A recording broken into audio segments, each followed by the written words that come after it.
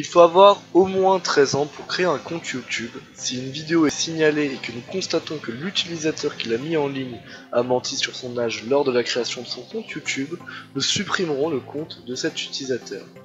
Il y a donc bien un âge légal sur YouTube et une chaîne peut donc être supprimée si elle ne respecte pas les conditions d'utilisation de YouTube.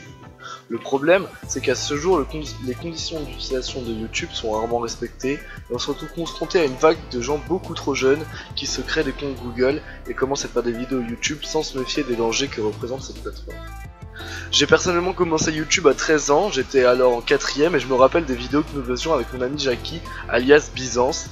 Et je trouve qu'à 13 ans, je n'avais absolument pas la maturité pour commencer YouTube. Et je n'avais personnellement pas conscience des dangers qui auraient pu avoir YouTube tout simplement sur ma vie réelle.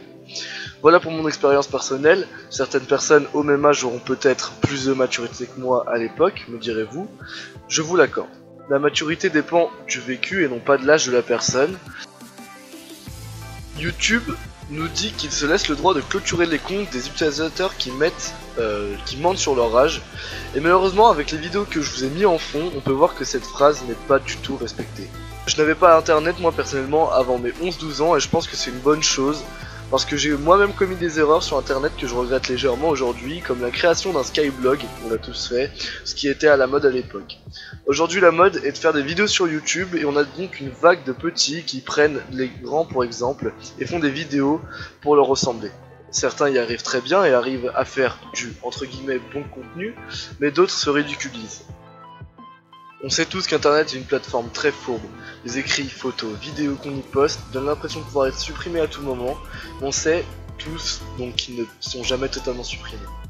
Moi quand je vois des collégiens qui se ridiculisent, on va pas se mentir, sur YouTube, je me demande quelles conséquences ça va avoir en fait tout simplement sur leur vie aujourd'hui et plus tard.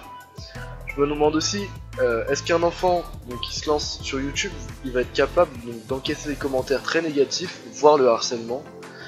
Et je me demande, si les parents ne sont pas derrière cet enfant, comment est-ce qu'il va réagir à cela? Jusqu'où ça peut aller?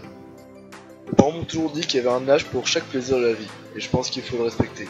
YouTube peut être une très belle aventure pour celui qui a les armes pour l'affronter, mais je pense pas qu'avant 15-16 ans, on a la maturité pour affronter le monde de YouTube. Je vous invite dès aujourd'hui à signaler les chaînes où la personne paraît avoir moins de 13 ans, ça permettra à YouTube de faire son travail et à l'enfant de ne pas regretter plus tard.